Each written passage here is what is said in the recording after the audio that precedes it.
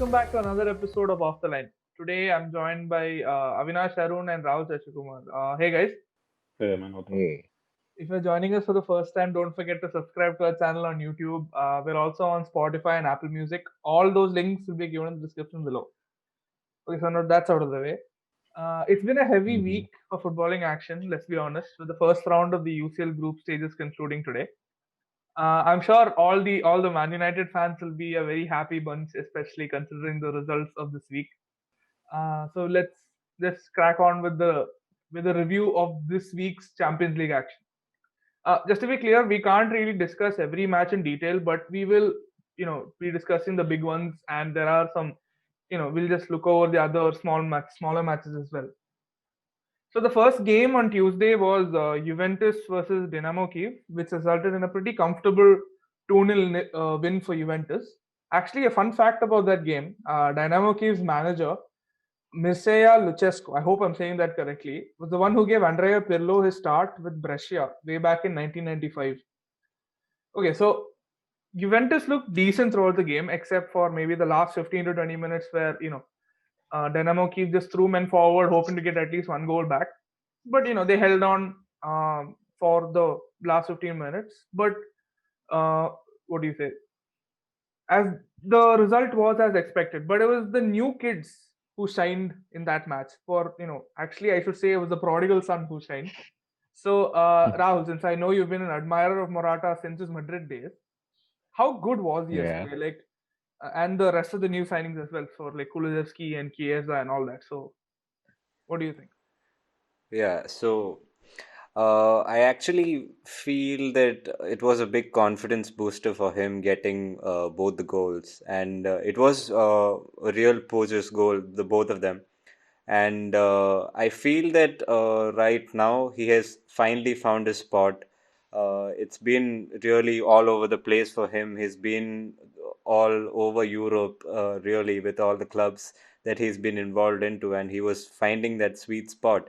But I feel that with Juventus, I think that it's just right because you remember him knocking out Real when he was a part of Juventus of the early days. So it just feels right that he's come back to the right place. And speaking about Chiesa and Kulusevski, yeah, Kulusevski, to be honest, as Smash had spoken about Kulusevski earlier, he is a real talent. And even back in Parma, you could see the potential. And it's only right that Ronaldo and Pirlo also have spoken very highly of him. They feel that he is one of the most talented guys to come through. And speaking of Chiesa, that first goal was made by him, and that was some lovely feed from him. Yeah, it was damn good, and he was coming off the left, and Kulusevski off the right. I feel that Pirlo is getting the best out of this Juventus side, and you never know. So yeah, I feel it's positive signs. Credit to Aaron Ramsey as well for that back heel pass to Kulusevski. But it's a pity that Chiellini had to be taken off after just 19 minutes.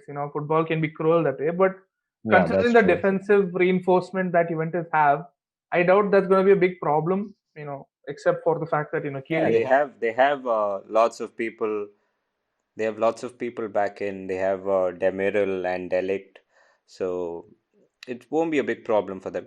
Speaking of somebody who's not there for Juventus right now, the main man Cristiano Ronaldo couldn't play for against Kiev because of the coronavirus, and there are reports that he might be out for a longer period, because of a positive test recently. So that means he might miss the clash against Barcelona. So, Avinash, how do you think that is going to affect Pirlo's team selection in the upcoming matches? See, obviously, Ronaldo not playing for Juventus in any game is a huge disappointment, a huge loss for the team. And right now, uh, probably Juventus have done well in the Champions League game, but in the game before that, against in the Italian league, they actually were held to a draw against Crotone, I believe. So it's not like they've completely gelled, and Ronaldo is a huge miss. And now the real test is going to be the Barcelona game. Obviously, there's a league game in between. It's sad. I mean, we all just pray that we all just hope that Ronaldo recovers soon, because not it's weird not seeing him on a football pitch. It's weird not seeing him jump for those headers and have that hang time, score some wonderful goals.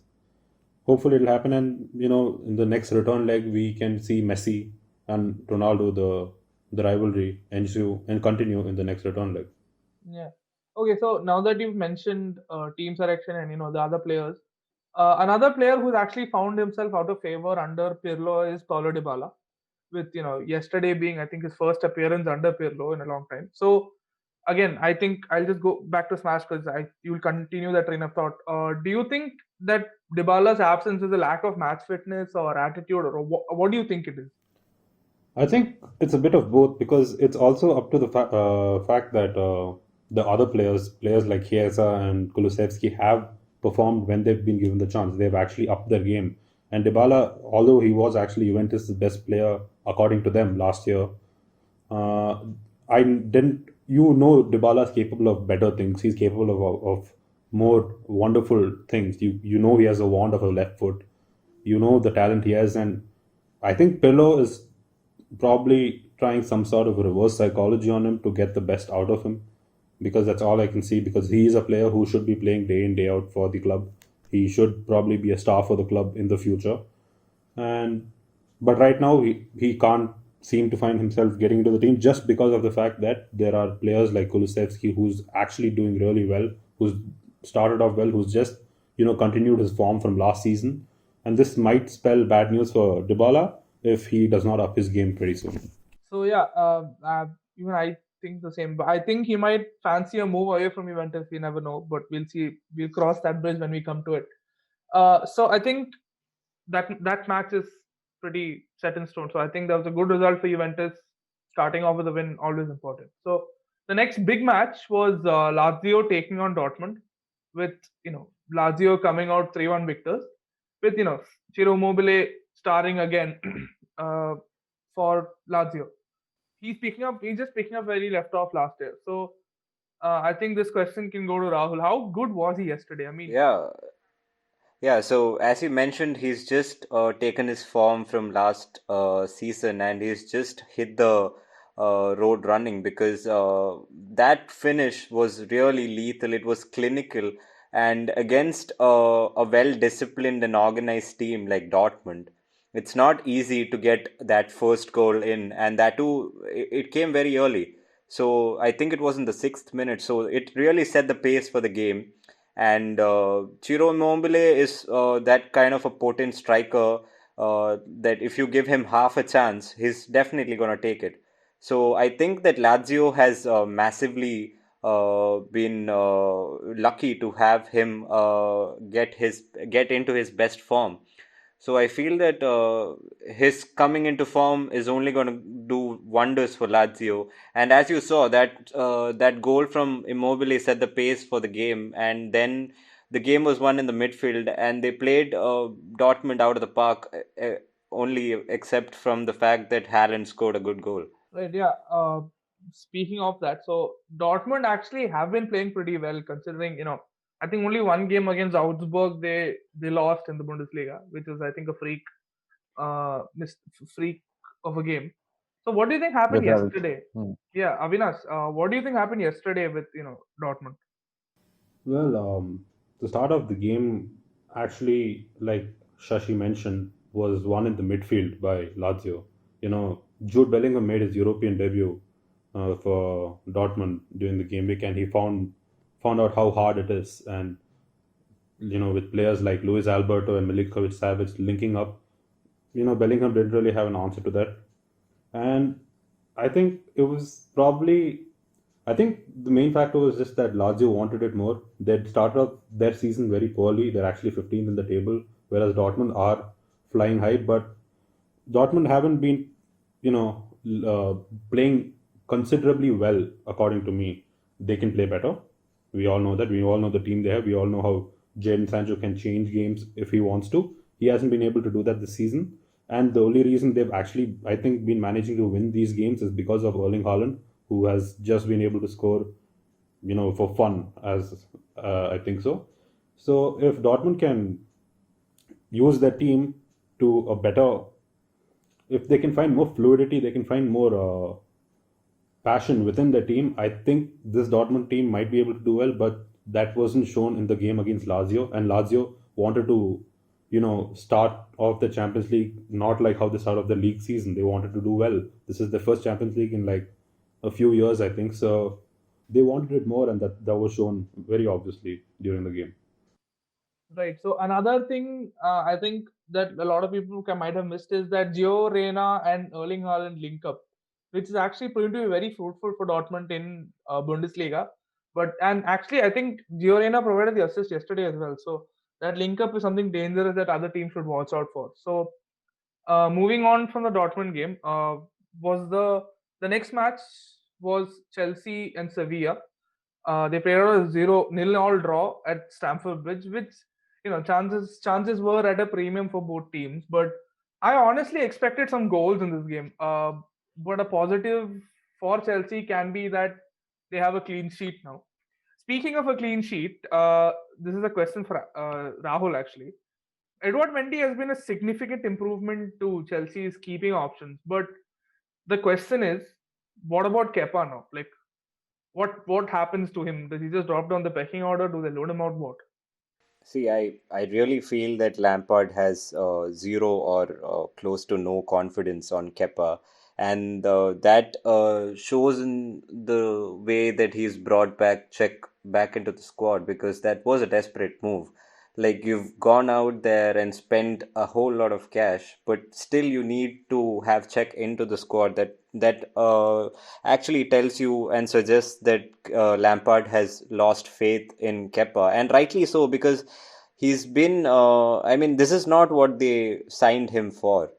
Like, consistently making all these mistakes at this level is completely unavoidable.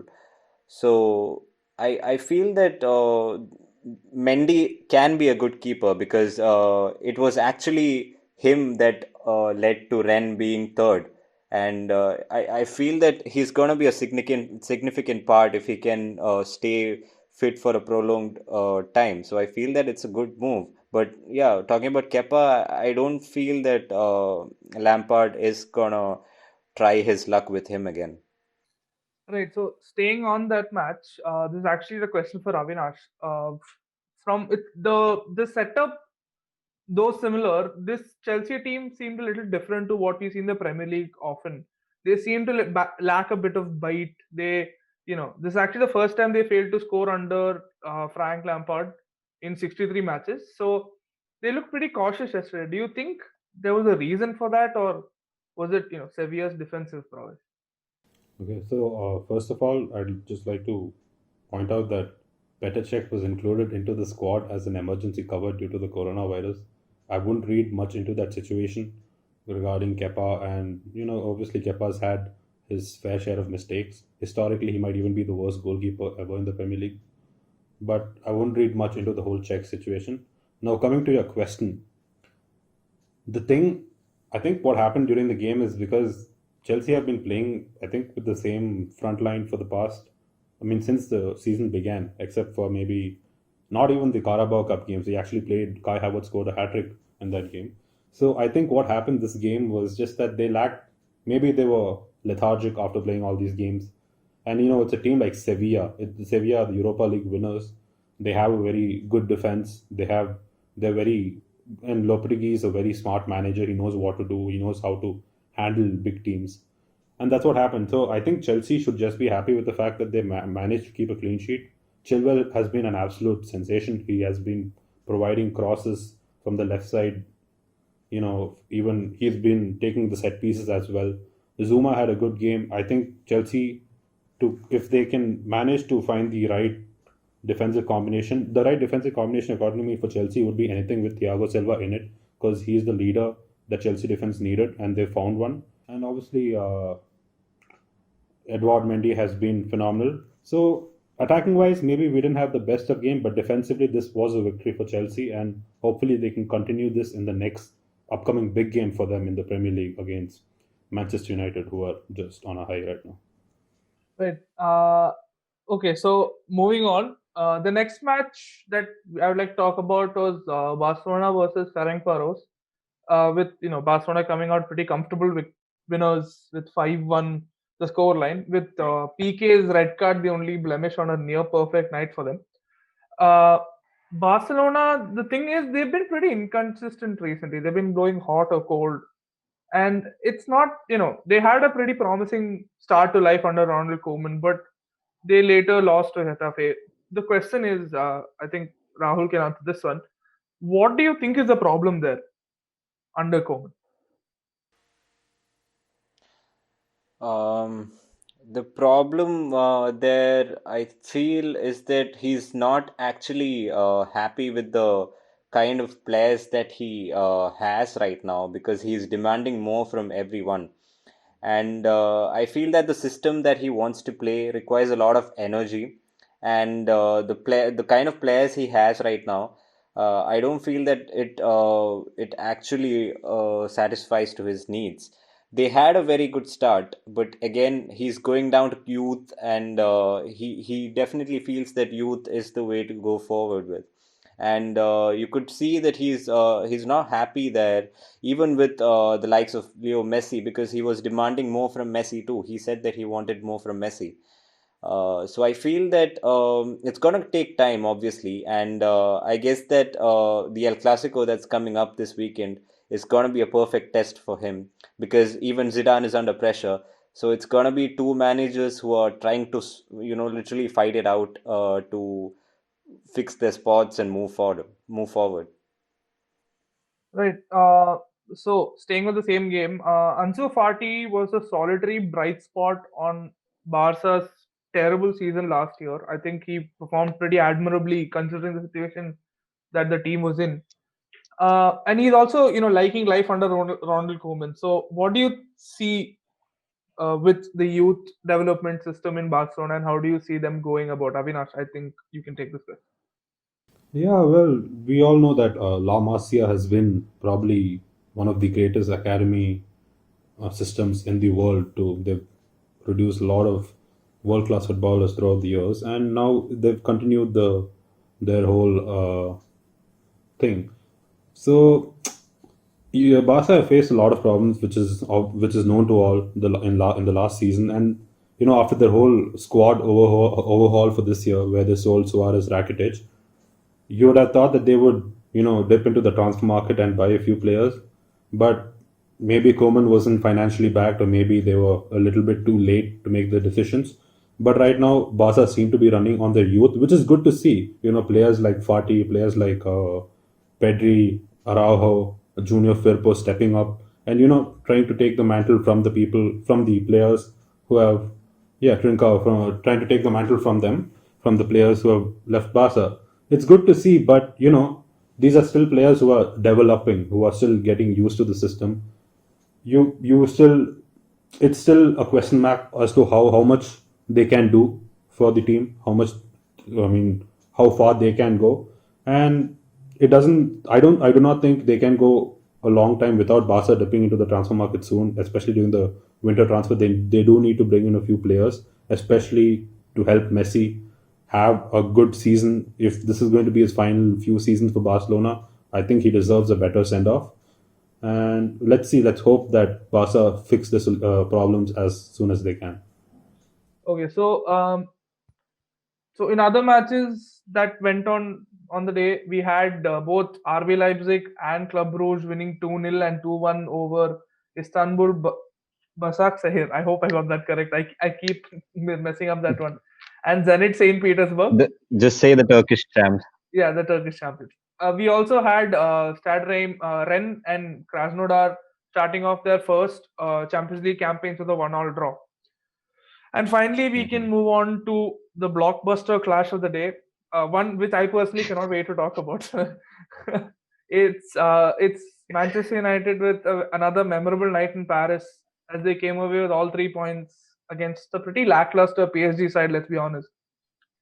It was a pity that there were no fans to witness this victory, though. Uh, so, again, let's start off with Rahul.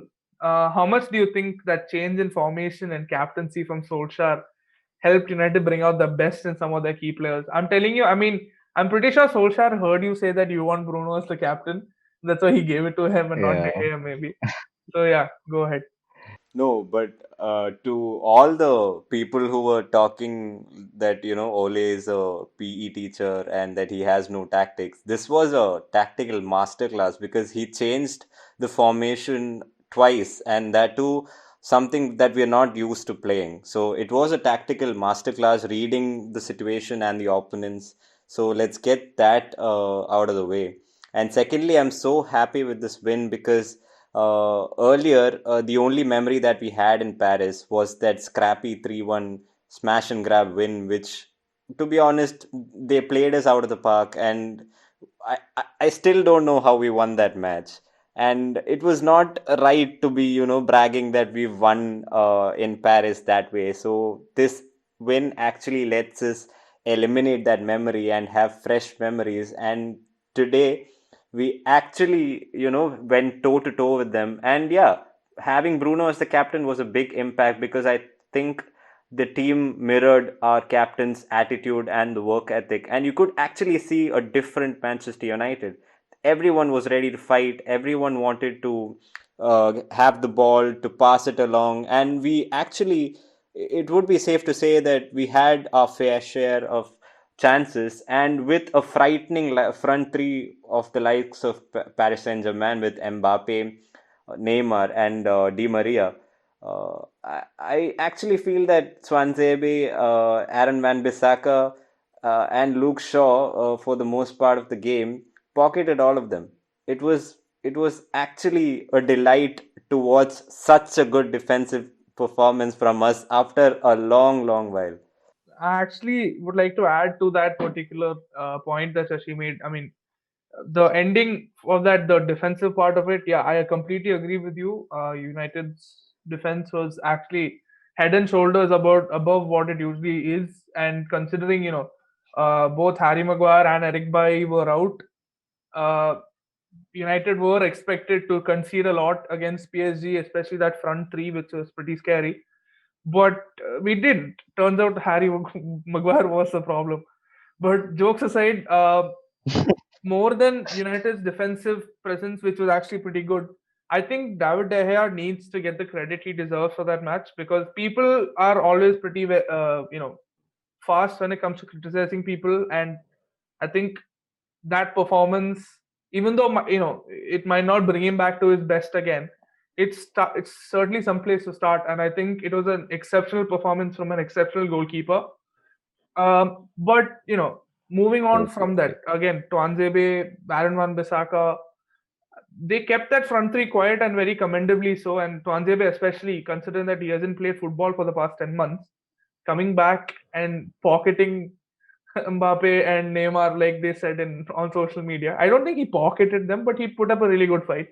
But that kind of performance, he's actually made himself a pretty very good candidate for our first team. But even though I enjoyed United going toe to toe with PSG, it really looked like PSG were pretty defensively shaken from the start. They looked pretty shaky. And do you think there's something missing in the PSG defense, Avinash? See, I'll be very honest with you.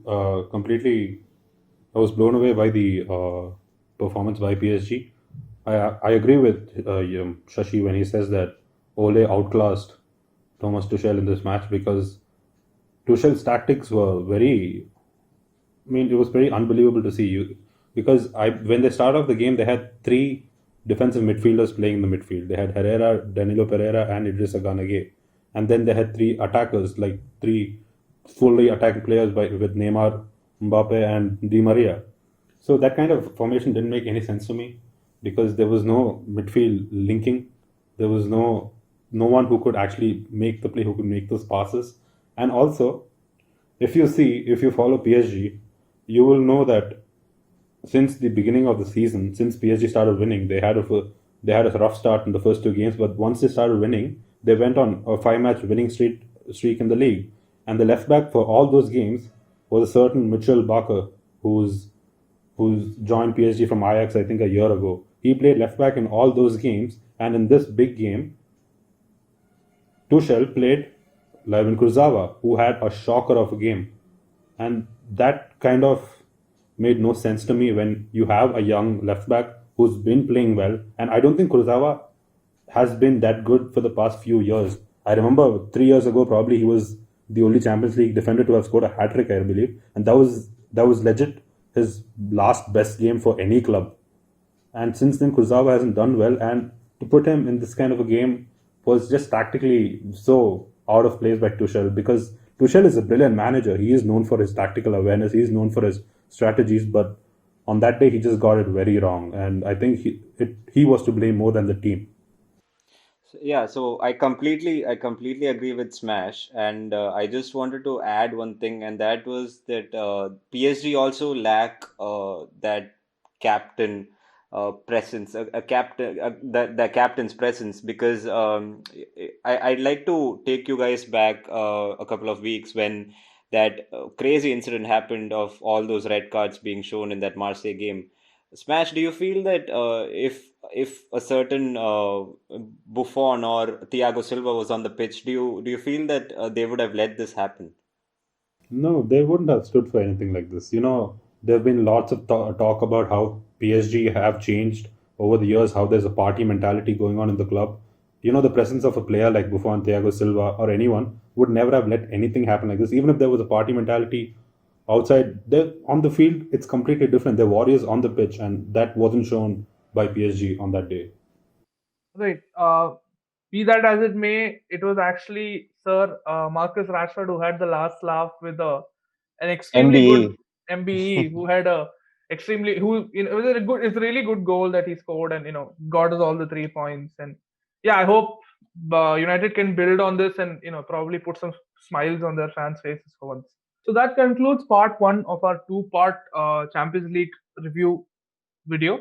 So if you want to catch the rest of our discussion, you can do so in part two, which will appear on your screen right now if you're watching on YouTube, or you can just hit the next button if you're listening to this on Spotify or Apple Music. If you like this episode and you want to listen to more football talk, consider subscribing to the channel on YouTube or following us on Spotify and Apple Music or wherever you listen to your podcast. Don't forget to follow us on Instagram and Twitter as well. The links will be in the description below. So thank you for listening to us and cheers.